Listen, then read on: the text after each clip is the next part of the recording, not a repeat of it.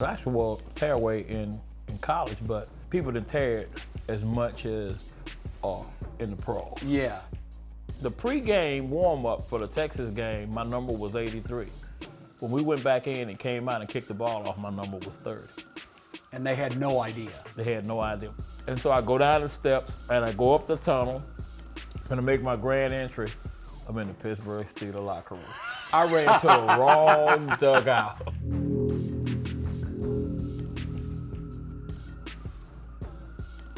Hello again, everyone, and welcome to Club 46, driven by Bridgestone. I'm Jay Crawford. This is the show where we're lucky enough to get to sit down with some of the all-time great and even some current members of the Cleveland Browns to relive some of the great plays from the past and also catch up with what they're doing now. Thrilled this week to be joined by former running back for the Cleveland Browns, number 34, Greg Pruitt. Greg, great to see you. Thanks for making time for us. Good to be here. Thank you. The only thing that's missing is the tearaway jersey. That was Right, such a big right. part of your career. I was going to say it was too cold for that, but I've been out here on days like that with it. Absolutely. Yes, you have. 9 seasons with the Cleveland Browns, 12 seasons overall. When you look back on your NFL career, is there one game, one play that stands out above all others? Well, there's a lot of memories, to be honest with you. I guess the one that stands out is, as a running back, what makes you different from everybody is the rush for 1,000 yards. Yeah. So we played against the Kansas City Chiefs, and I was going to get 1,000 yards. I knew that, but that was the last home game, and I wanted to get it at home, and I had to get over 200 yards to do it. And I was able to do that. And I got what I thought a standing ovation. Yeah, so, I remember that game. That's my fond memory. I mean, I was so excited about getting 1,000 yards. They started celebrating. I could have played and even got more yards in that game. That's what I thought about the next day. I left some yards on the field. So we'll come back and we'll talk about memories and times here in Cleveland, but I want to go back to the early years. Houston, Texas. Mm-hmm. What was life like for a young Greg Pruitt growing up? Oh, well, we played all sports. You know, we found something to do to bide our times, and it was just like sports are today. If it wasn't football season, it was baseball season. If it wasn't baseball season, it was basketball season, or if it wasn't track. Yeah. We did one or three. Even run around the block, but we didn't have a track. We played baseball with a broomstick. Sure. And I remember some of my fond memories, and had an opportunity to play golf with Jim. Jim was one of the first guys that I knew play for the Cleveland Browns. Yeah. And, I remember watching Cleveland play the New York Giants, and Jim ran a sweep to the right. When he got to the sideline, he turned up and he broke 3 tackles and ran for a touchdown. Oh, we just went crazy. So after the game was over, of course, we go out and I'm going to beat Jim. I'm going to beat Jim. So really? We picked straws to who was going to beat Jim, and one of my friends named Charles Law, he got the opportunity to beat Jim, and I told Jim, I said, Jim, how does it feel that, so many people love you? He said, it feels pretty good. I said, well, I know one guy don't like you at all. He said, what you mean? I said, the guy's name is Charles Law. And I started to tell him that we had watched him run that play. And then we went out and we picked straws. He got to be Jim, and he's running a sweep. We got a touchdown. He slows down. He's trying to reenact what he saw on TV. And so 3 guys hit him. Thus clear, we broke both his legs and his arm. He limps to this day. And I told you, I said, he do not like you, Jim. He limped because he tried to be you. That's a crazy story. And then years later, you would end up playing for the same franchise. And obviously, well, I say you never know. I tell people all the time, I say 2 things for me are true. Dreams do come true and prayers are answered. I know my mom prayed enough for me, and my dream did come true. I'm living proof of that. Wow. So you never know what's going to happen. Right. Good is one thing, but being lucky and being in the right place at the right time. Were you a Browns fan growing up in Houston, or you just loved Jim Brown? Dallas Cowboys, Yeah. When you're in Texas, yeah. But you have your favorite players, and so Sure. Of course Jim was and still is probably the best to tote the hill. Yeah. And so he's talked about a lot. Yeah. Was football your main sport? Was it your first sport? How did you? What was your sports journey like? My first sport was baseball. Was it really? Yes, my grandfather played in the All-Negro League. No kidding. And when he retired, he had he coached the team, and so in the summers we would spend the summers with my grandparents, and so me and my brothers, we would be bat boys, and so I learned how to play baseball first. So I liked baseball. So when I got to organized sports, the track coach, who was also the basketball coach, assistant football coach, and the head track coach, he would have these PE sessions where it would really be like combines. He's trying to find out what he got, who's coming, who's doing whatever. Right. And so he wanted me to run track. And at the time, I played baseball, so we didn't have the facility, so I had to choose one or the other. So I chose baseball.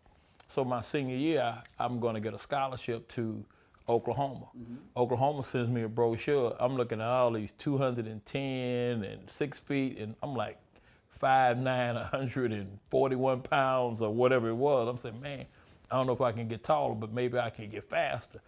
So I decided my senior year to go out for track. So the coach was upset with me that I had wasted the opportunity with him as a senior. Now it was all me. It was about me being selfish. And so he said, Greg, all the spots are taken.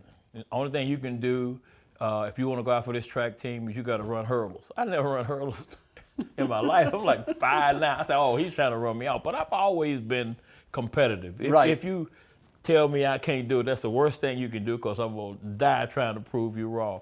So lucky for me, that was a gentleman named Scotty Jones. He was 1 year behind me. He went on to, I want to say, Texas A&M. He was invited to the Olympics, and he won the SWAC. He actually taught me how to run hurdles. So my 1 year, my senior year, the only person that I didn't beat was him. That was in the state. No kidding. Yeah. And is that the only event you did, was just the hurdles? I ran 120 high hurdles and 330 intermediate hurdles, yeah.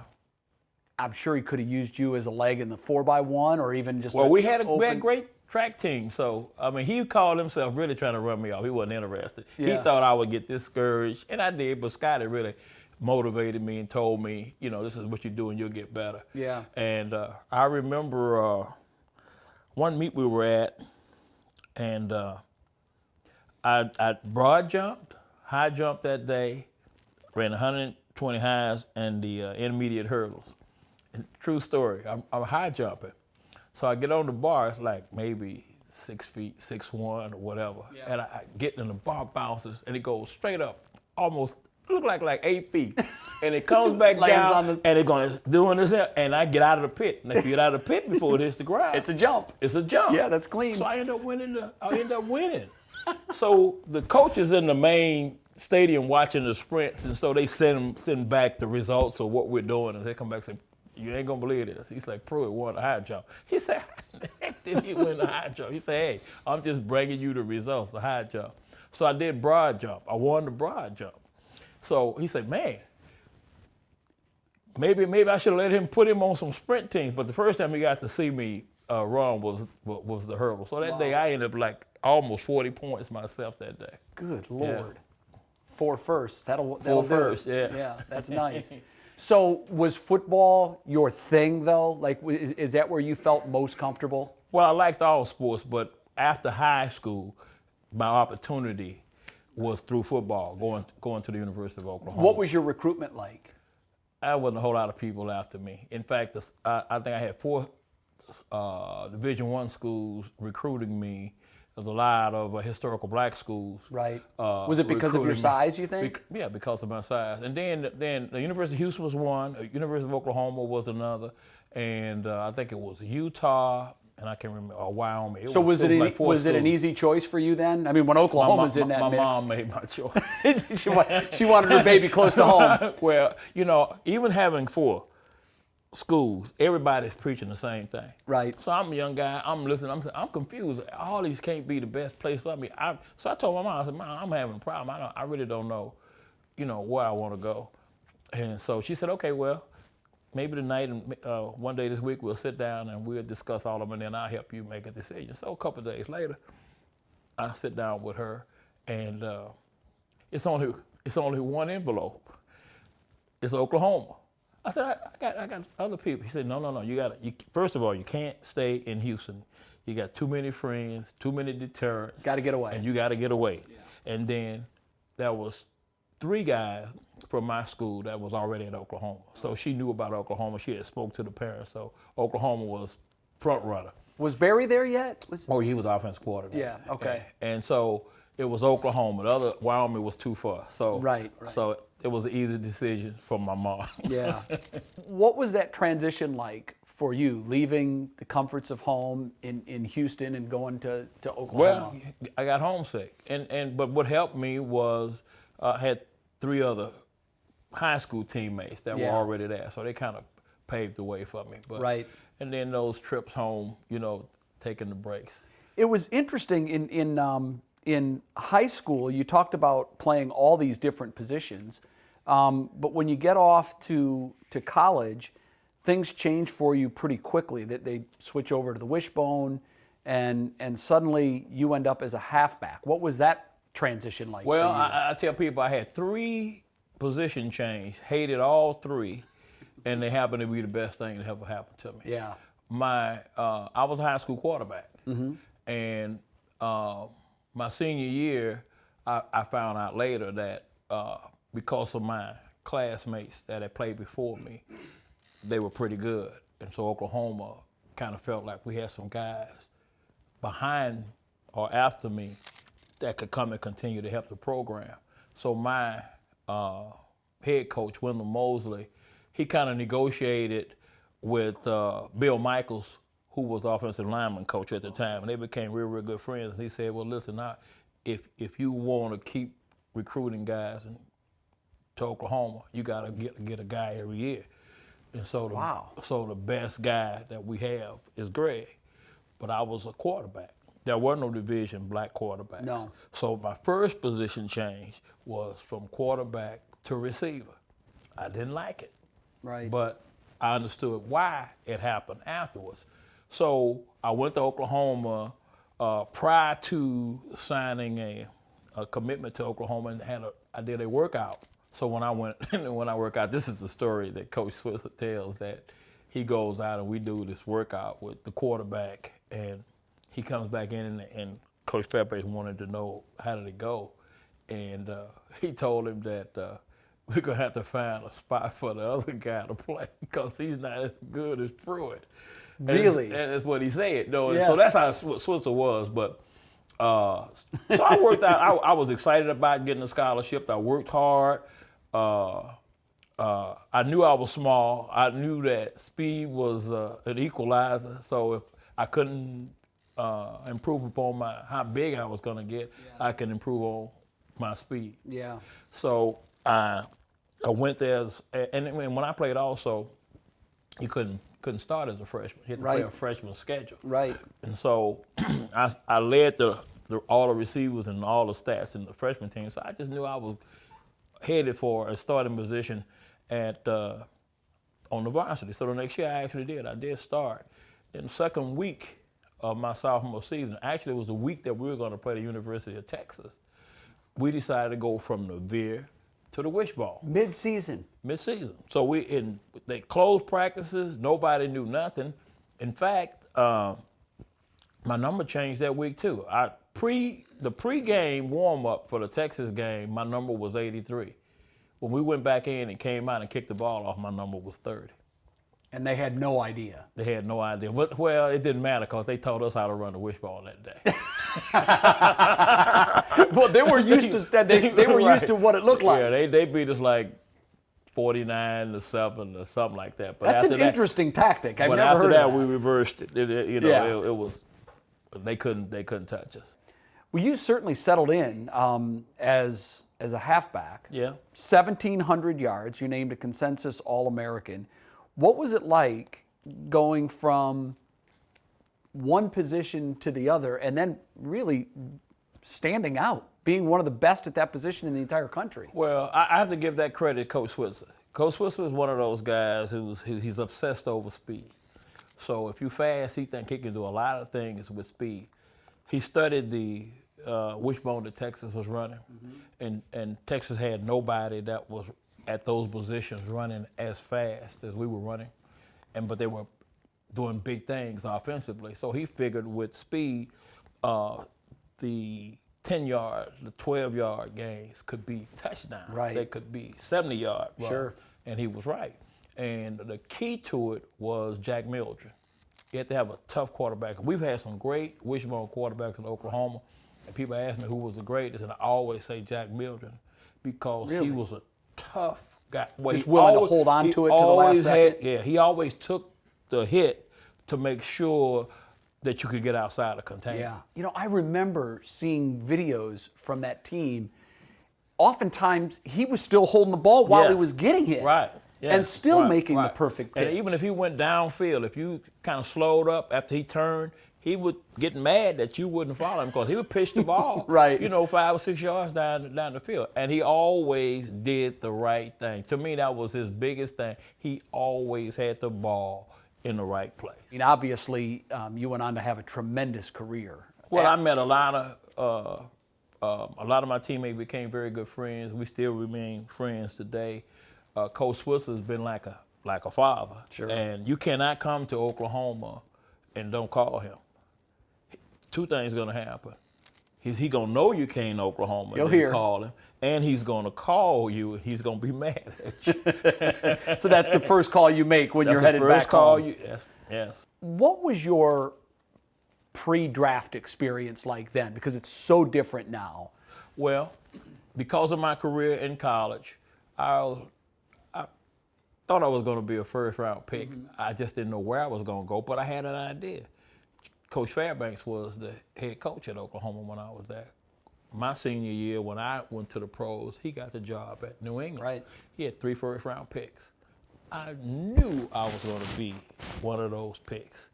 And I was a journalism major, so I had access to any kind of information. So we had already planned a party. It was, after it was official, we was going to celebrate. You were going to Boston. First round came and went. Not drafted. Oh, I panicked. Did he talk to you Not leading at all. up to that? No. To make you think he was going to take you? No. This is me. You're just doing the supposition. Once he took the position, I didn't see him again. Sure. And so now, and this is right about the time I've been playing. I didn't play golf. I started playing golf as a junior. I really hated golf. Yeah. But one thing about golf, it was a great place to hide.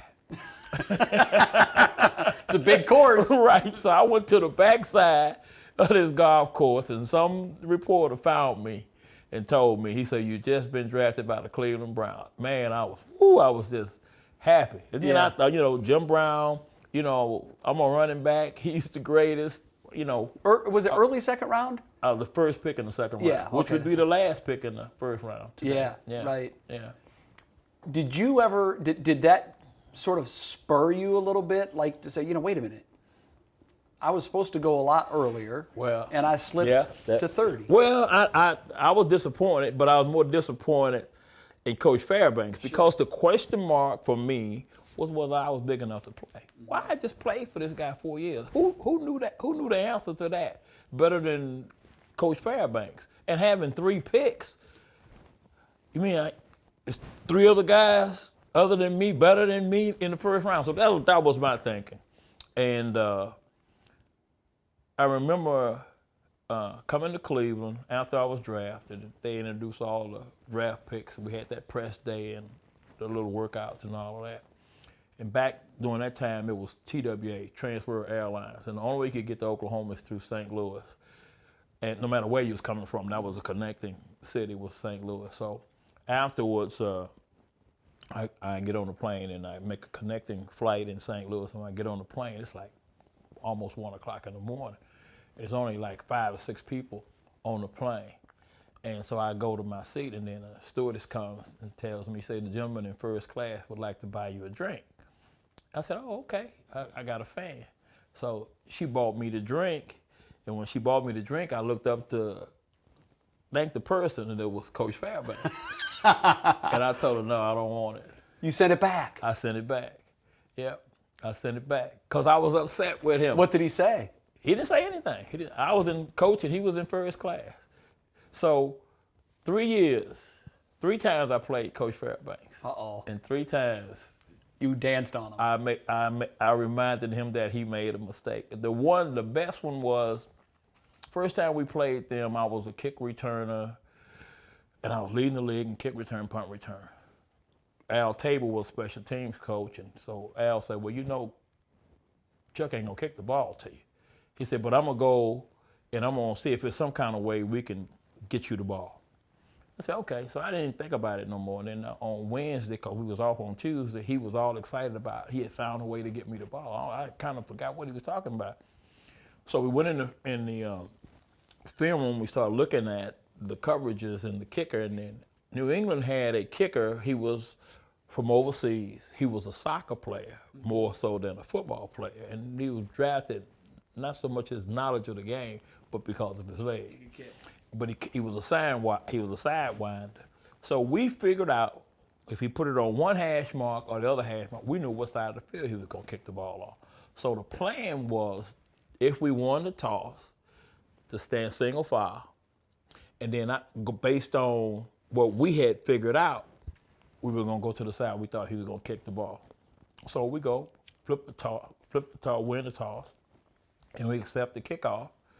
And they set the ball up, and normally what we thought, he set the ball up on the side that would kick the ball to the right, and I'm the guy on the left side. So we stood single file, and when he held his hand up and they blew the whistle, he took 2 steps, and I ran to the side he's going to kick the ball. Right.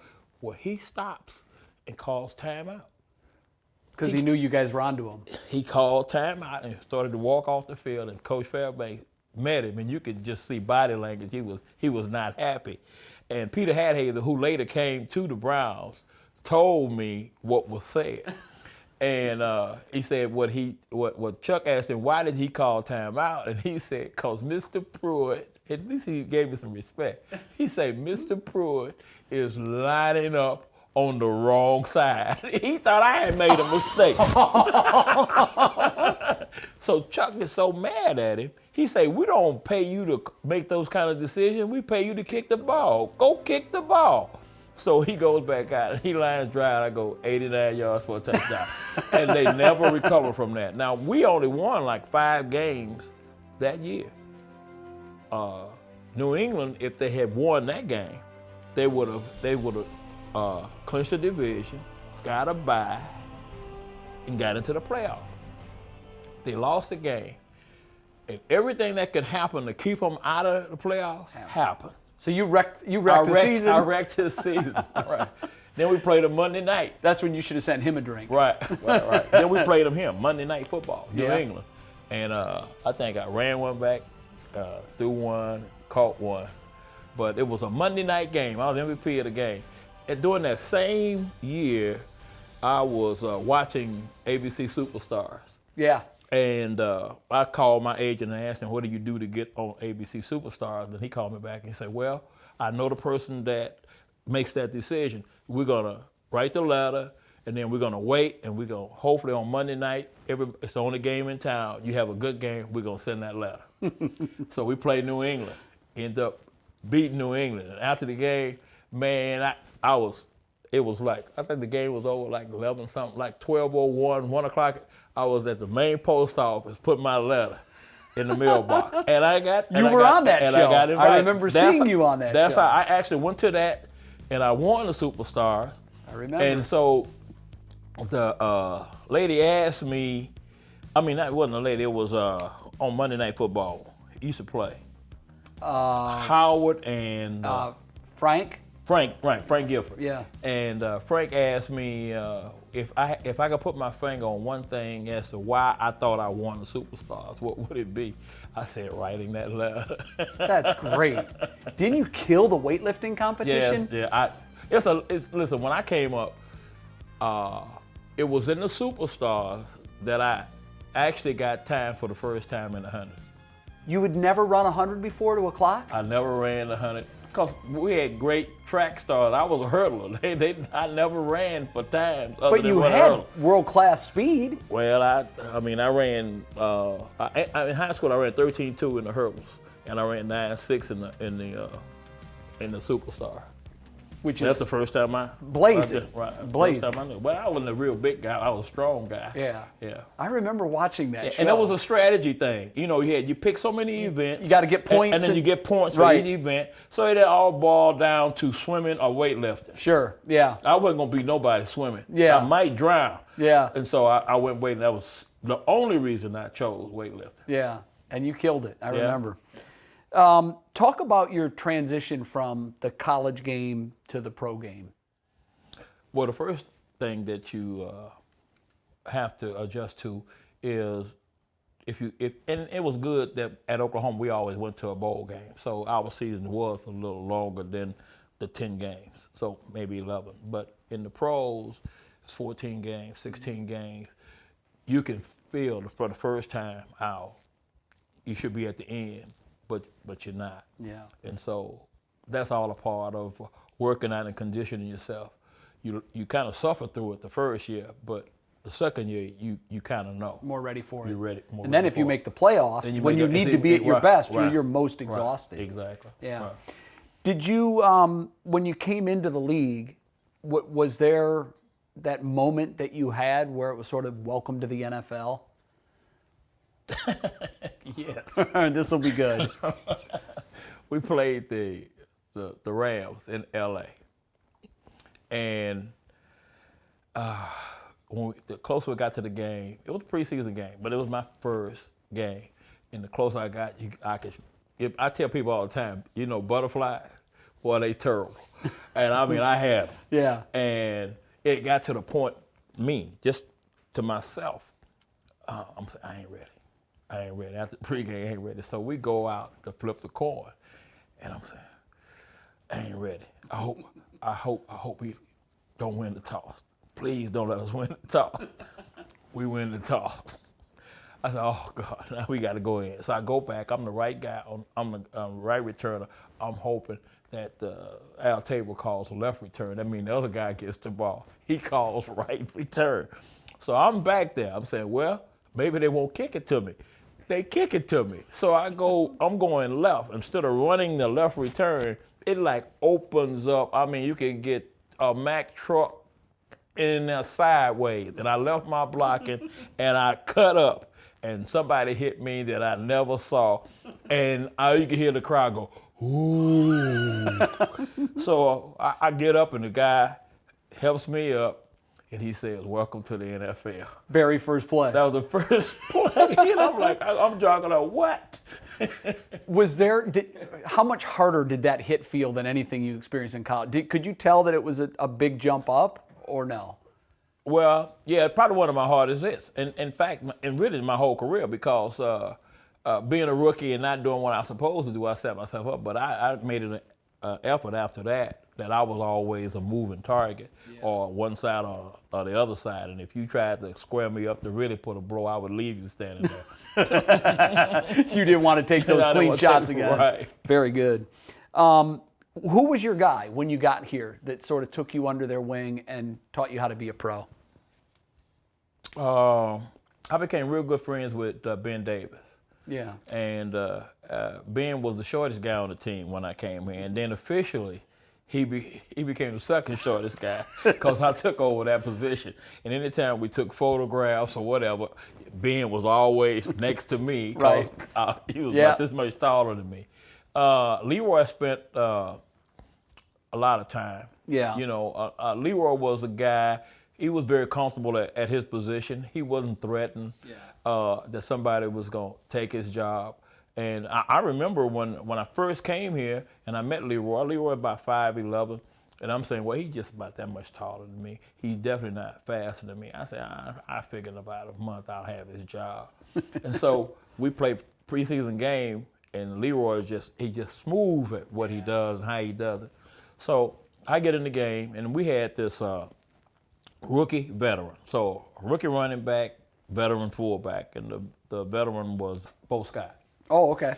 And so I don't know what happened, but in the huddle, he made a comment to me. He said, hey, rookie.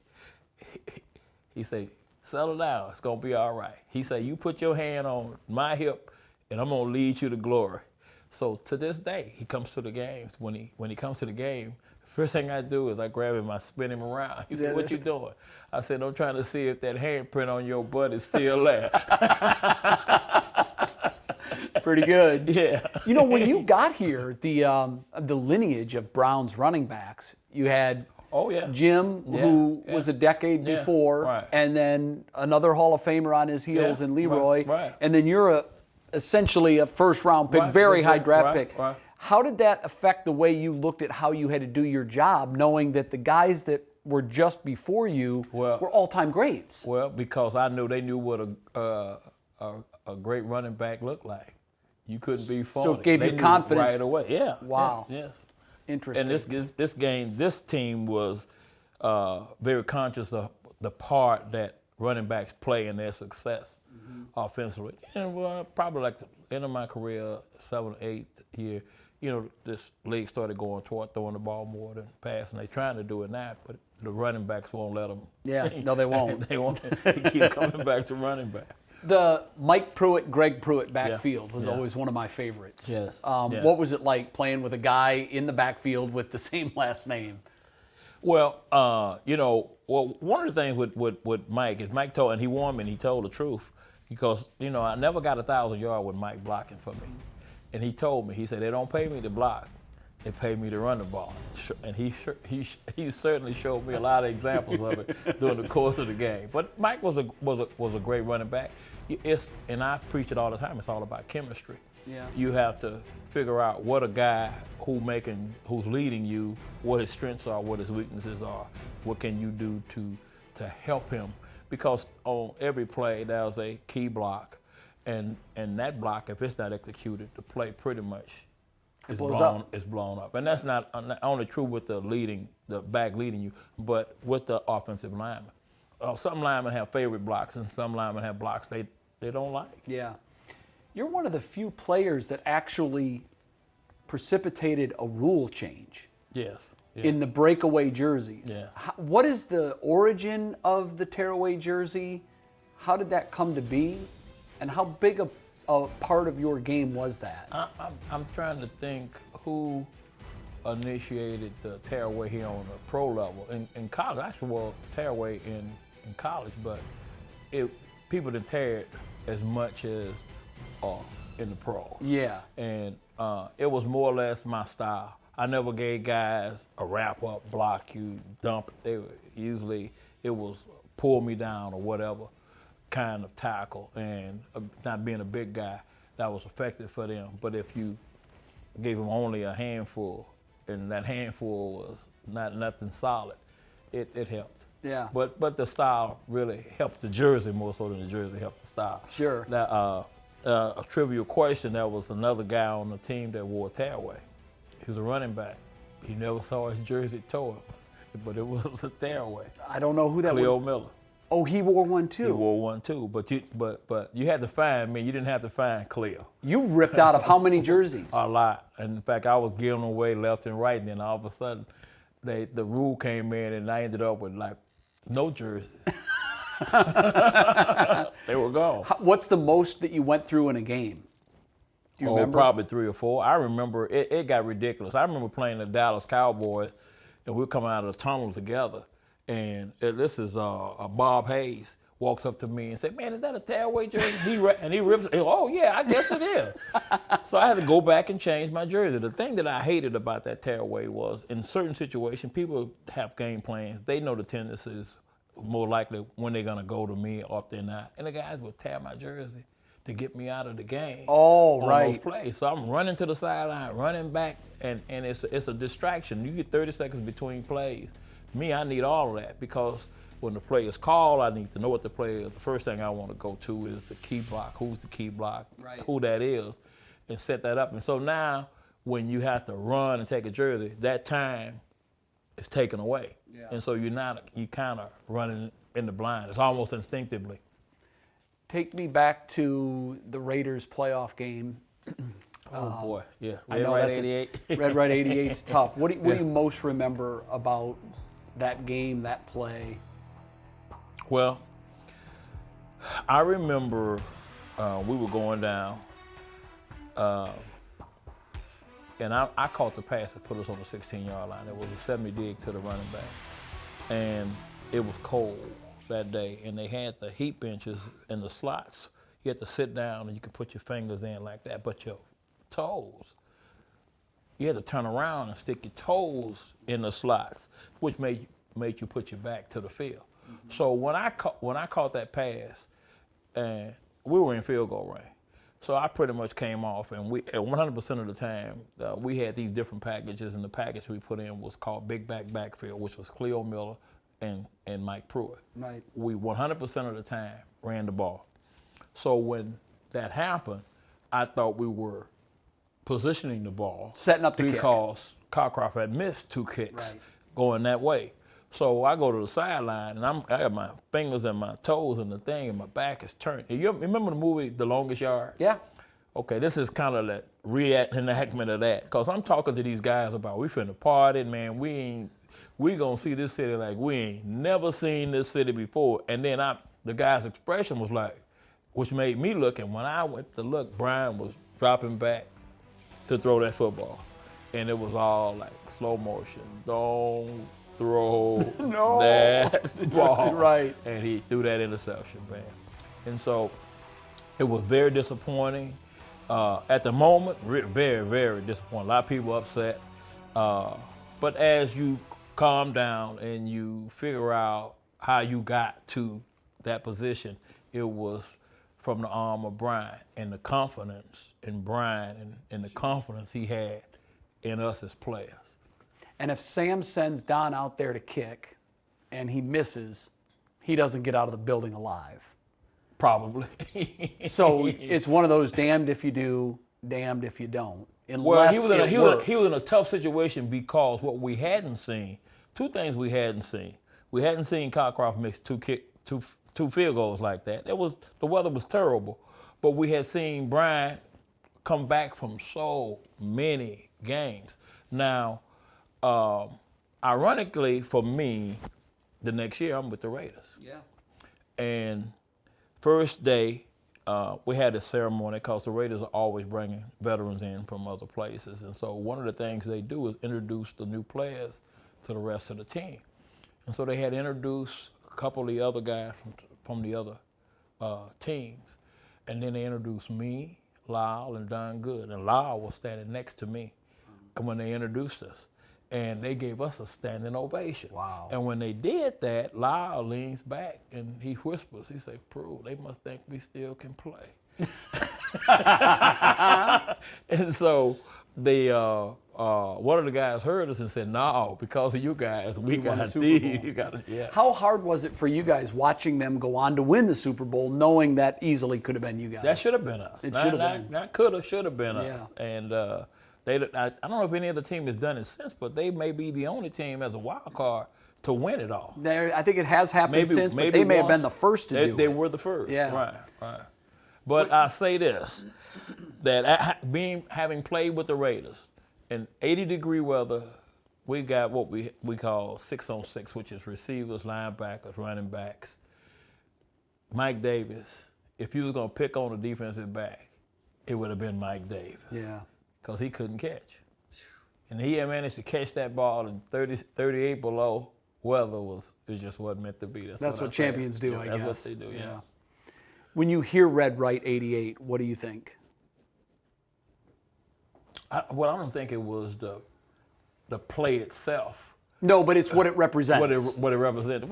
It brings back bad memories, you know. Right. But at the same time, I'm old enough now to understand how our success really we set ourselves up. It was, we waited for what happened to happen 5 or 6 times during the course of the year. Did you guys have heart attacks? Because we did watching. Well, for be honest with you, we had this crazy confidence. When the games got tight, the pressure was more on the other teams than it was on us. You felt you had them right where you wanted. We had them right where we wanted. Everything just fell in place. We played the Kansas City Chiefs, and we were down. This is our last drive, and I run that flag pass, same pattern that caught it in the game, and the defensive back jumped up and broke the pass up. And he gets up and he's taunting his hand in my face. Ain't gonna be none of that comeback crap today. I said, why you gotta put your hand in my face? You can't talk without using your hand. I do it, and so I hit him. He hit me, and I hit him back. We get thrown out of the game. The replacement was a rookie. Reggie beat him on the next play for a touchdown, and we win the game. We win the game. So I get thrown out of the game, so I know I'm gonna get a fine. So I start working on Sam. I say, Sam, now I just want you to know that I really expect the team to pick up that fine. Because if not for that, we lose. What you mean? I said, listen, I sit in meetings. I know the backup to the guy was a rookie. I had to get him out of the game some kind of way, Sam. And Sam looked at me and he thought for a second. He said, man, that is really a good one, but you're going to pay your own fine. Did you have a favorite teammate during your years here? Who was your guy? Probably Cleo. Cleo and I lived together. Yeah. Yeah. So he was your guy. Yeah. What was it like playing with Brian in those years? Well, because he's another guy that was undersized. And I say he's the best average guy in terms of physical ability that you'll ever see. Brian didn't have a real strong arm, but he was very quick in his thinking. He was very quick in what he saw, and he was very patient with those short passes. Yeah. He would wear you down. You got tired of that 6-yard, 8-yard. I mean, it became infectious. Yeah. He would call a halfback option. I tell a linebacker, option, you can't stop it. It was death by a million cuts. Right, because you're setting them up. First of all, you're dealing with a linebacker. Right. So their mentality is completely different from everybody else's. So my route is based on what he does. Yeah. If he's outside, I go inside. If he's inside, I go outside. If he bumps me, I run a fade. It's about that simple. If he blitzes, I become hot. It's nothing the linebacker can do. Right. He has to respond to you at some point. Which is amazing to me that we don't see the play more today. Why don't we see it more? That's a puzzle. Are the linebackers today better athletes? Well, I think sometimes in coverage. Well, I don't know. We had one of the best linebackers in football covering backs, and Clay Matthews. Yeah. And so I went against Clay Matthews. He couldn't stop it. So. Wow. I'm not going to say they didn't have guys as good as Clay, but it was just a mismatch. In fact, one of the solutions to it was they would actually take the linebacker out and cover us with a cornerback. Right. Which, for us, we run the ball. Sure. You took a tackle off the field. Yep. We run the ball. What was it like leaving Cleveland after such a long and successful career here? Well, I did not like California. I had been here long enough that I snow skied. I look forward to getting cold. Right. And I know what time of the year it was, but basically just looking outside. Yeah. California looked the same. Every day. Every day. And the cost of living is extremely high. And so I was actually paying more for a one-bedroom unfurnished apartment than I was for my home in Shaker. Wow. And that just every day, and that didn't even include parking. Parking was extra. I just that irked me every day. Yeah. So I couldn't wait to come back here. And then the other thing was the Oakland fans were great, but the LA fans. Yeah. I mean, every now and then you had to look back to see if they were back there. I mean, if you were winning, they were there. They were there, right. They were going home. Right. What was it like for you coming to the conclusion or the ultimate decision that your playing days were behind you and you were about to enter the afterlife? Well, I was with the Raiders, and if you remember my 2 of the years I was there, maybe 1 year, the USFL tried to come into existence, and then the NFL. Cause see, the AFC, NFC, Al was a part of that, so he knew the way that they got in. He wasn't gonna let the USFL do the same thing. Right. So he reduced the rosters and he signed all the quarterbacks. So that means shut them down. He shut them down. Right. And so when they won that lawsuit and they beat them on trying to come in, the rosters went back down. They raised them, I think, like 58, from 51 to 58, then they went back down to 51. So if you take the 8 people times 2018, that did it. That's a lot of players. Yeah. And so it was going to be my 13th year, but Cliff Branch wanted to play another year. And Al, he was loyal to his players. And he brought me in and told me, he said, listen, they watch me. If it was me, I would hire you out or hire somebody out and let you play another year. But I can't do it. Cliff has seniority over it, so, I enjoyed you playing here and thank you for your service. You could have gone somewhere else. But at that time, I had seen enough football. Yeah. How was your transition from NFL player to? Well, I had a business. I had an electronics business before I retired. So, or when I retired, I just went into that. Yeah. So it was pretty smooth for you, the transition? Oh, yeah. Right. It gets frustrating watching games, and games are there to be had. Yeah. And nobody makes the play, or they don't do the right. That becomes very, very, very frustrating. I can imagine. Yeah. What do you most miss about playing in the NFL? I kid people all the time. I say I don't miss the play. I miss the pay. Take the money out of it. Right. What is the part you do miss the most? Teamsmanship. Your Camaraderie. teammates and every day you get to see guys and y'all think a lot, y'all prepare a lot, alike, and so you get each other. You get each other. Yeah. What did you not miss? 2 days. They're soft now, Well, I don't know. They don't even do it now. I don't know what they call that. They don't even do it now. Right? Me with some of the team, I say, I wonder what these guys would be if they went to a Forest grade camp. I mean, when I was in camp, I tell people this, we actually had guys that quit.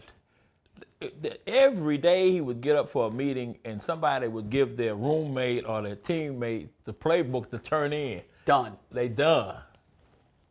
Pro football.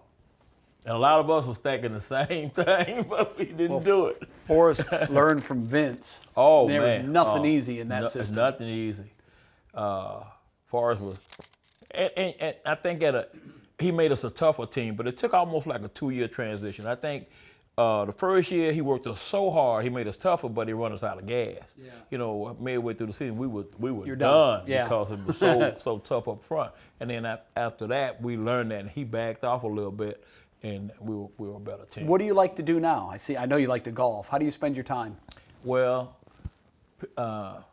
if you ask me, I'll tell you I hunt, I fish, and I play golf. If you ask my friends, they'll tell you that I fish, play golf, and I sleep in the woods. That's about it, too, right? Yeah. How do you want Cleveland Browns fans to remember you?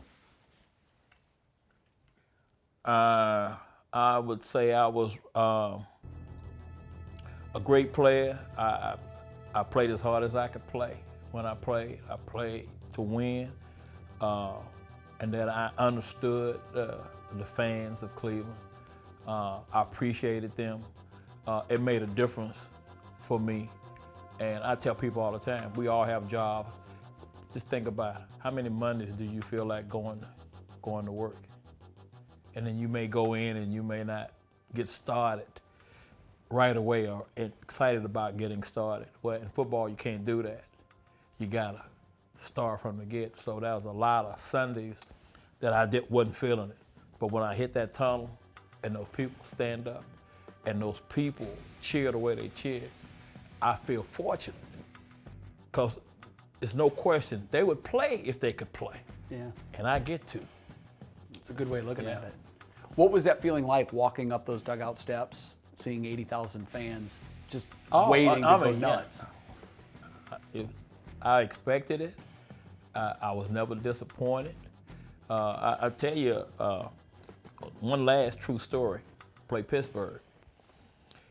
And when playing Pittsburgh, nobody told me it was like Oklahoma, Texas, or Oklahoma, Nebraska. I should have known in the practices, but I wasn't starting Leroy Kelly. It was his problem. It wasn't my problem. So Leroy had got hurt a couple weeks, and he was playing with an injury, trying to play with the injury, and he started. But so in the game here, we play here. Leroy gets hurt and I get in the game, and I catch a pass.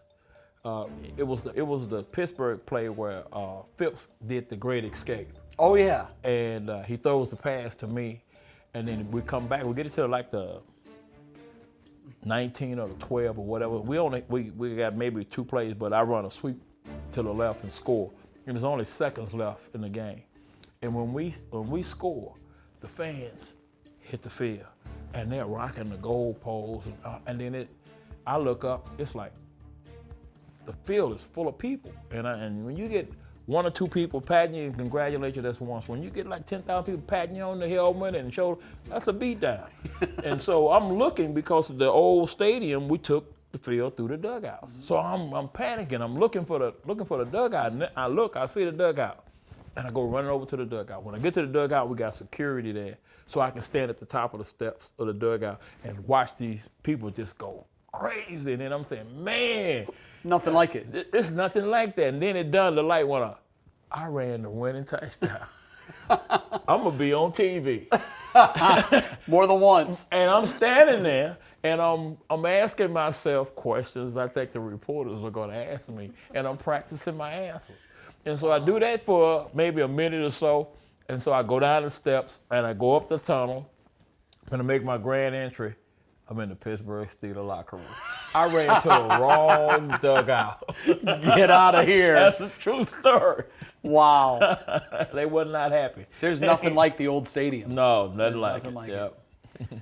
Greg, I appreciate it. It's great catching up with you. All right. And continued success to you. Thank you. Greg Pruitt, one of the all-time greats. Thanks so much for watching us on Club 46, driven by Bridgestone. We'll be back with you again next week when we sit down with another either current or former all-time great Cleveland Brown. Thanks for watching. We'll see you soon.